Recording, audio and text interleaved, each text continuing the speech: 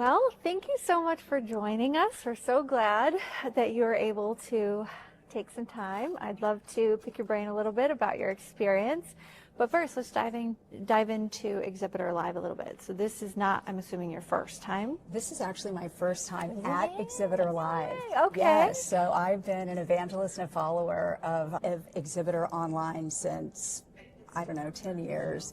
And have used their resources and done their webinars and their online education. But this is my first actual conference. Actual in so person. I'm loving it. That's very exciting. Okay. What are you really hoping to get out of it so far? Because you're just getting into the sessions, right? What do you want to walk away with after this one? Great question. And there are so many things that Exhibitor Live offers. I think one of the first things is I want to add some more classes toward my CTSM. Okay. So I'm a little more than halfway through. So I look for a lot of classes and opportunities that are required to add to my CTSM requirements. Also, community is big. So I'm really enjoying meeting people and networking. I'm looking forward to the reception this afternoon and tomorrow. So that connecting with other people and sharing tools and experiences is it's very validating when you get to meet other event marketers. And a lot of the time we're all dealing with the same problems and the same challenges, right, that we're trying to overcome, and you can kind of learn from each other and figure out, ooh, that's a good idea, let me try that. It's like, you get me. Yes, you totally know what it feels like, the stress, right? We were talking with Mandy earlier. She's a avid listener on the show, and she always comes up with these really great phrases, and she said, it's not a success if your success is survival. Yeah, well, that's interesting. Right? You can't consider that the success measurement. I'm like, well, that's actually really smart. All right. So tell me a little bit, with your role, how are you currently structuring planning for events? Do you have a large team? Is it just you? And what has really led to your success so far? So with my current company, we have a small team, very specialized and talented people in their lanes, in their fields.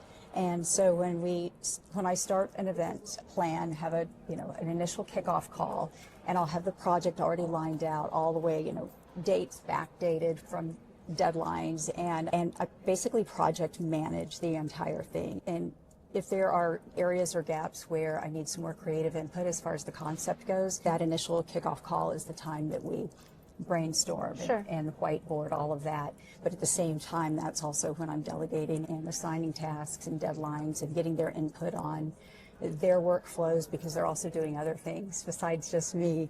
And we kick it off from there and then have weekly check-ins and of course open door policy both ways.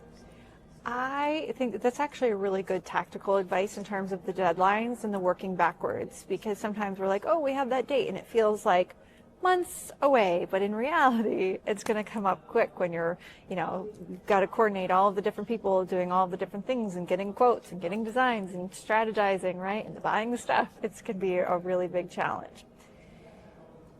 You seem to have a really good handle on the organization of getting things done. But when you really step back, how are you putting or implementing any sort of strategy behind what you're doing rather than just the doing?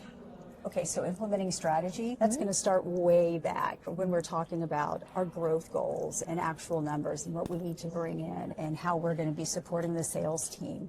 So it is actually very numbers driven from the beginning. And then from that, I look at who we need to be meeting with and where are those people going to be, because I want to put our company and our people in front of the people who are most likely to do business with us. Sure. And then start strategizing some of the more creative concepts around each event based on that. What are any particular challenges you think that other event marketers are really facing? Oh, definitely organization and tech. Often the deficiency of tech or not enough tech to meet our needs. I think a lot of us are familiar with project management systems that maybe the rest of our company uses, but they are not quite suited for the unique needs of an event marketer who may have 200 things on their checklist, but then also has a whole arena of their job that involves the rest of the team. And so that can be put on a project management platform, but you're almost working two jobs there. That makes perfect sense, because there's all of these little details, right, that make an event go, that make it matter, make it memorable and a really good experience. That a project management tool is good, but it doesn't always, like, you know, you've got to keep the rest of the teams organized and focused on their action items, and it can be really hard to merge the two. That's very true. Very interesting. Yeah, so I definitely think that tech is a challenge nowadays. Too much put into the job description of, you know, an event manager or an event marketer. I feel like so many of us in a busy season are running on fumes because people don't recognize, if they haven't done it before, they don't recognize all of these other things that we're doing. And the workload is very detailed, right? Yeah. And I could be calculating cubic weight on one hand, but then on the other hand, I'm, you know, putting on my heels to host a cocktail party, and I'm picking out colors, you know, and I know color theory. Sure. So it's a lot of different skill sets that are blended together, and I think that's a challenge to stay balanced and productive. How do you personally stay balanced? Lots of lists.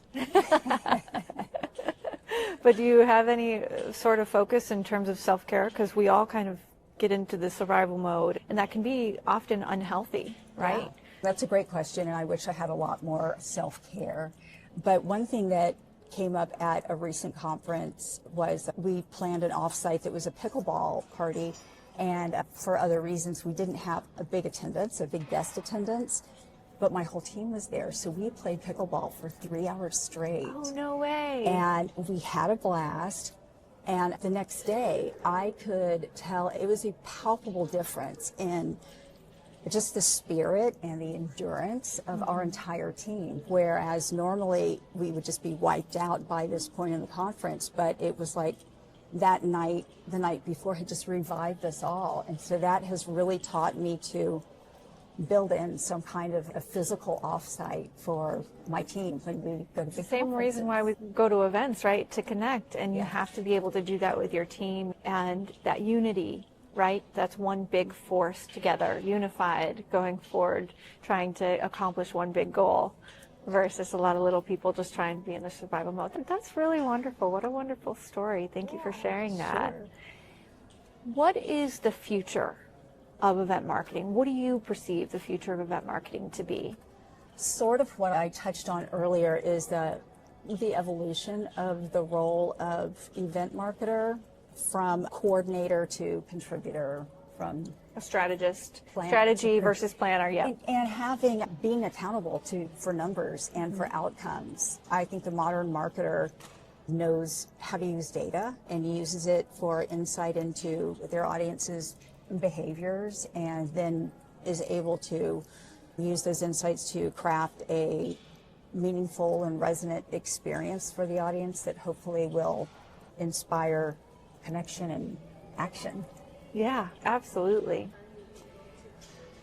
Thinking back, you're really well established in your career. If you were going back and calling yourself or talking to yourself, what would be the advice that you'd give getting back into this? Establish those self-care habits early, and just don't sweat the small stuff. I don't now, but I think early on I did, and was very much a perfectionist. And once I was able to let go of that is when I was really able to hit my groove. When we get too caught up in the little tiny details, although the details do matter, when we kind of obsess over some things that might not make an impact at the end of the day, or they might, I always say, do you think at the end of the day anybody's going to remember that moment? Maybe not. Right. You know, why drain your energy on it? Right. Yeah, that's really good advice. Very good. You did great. Oh, thanks. Yeah.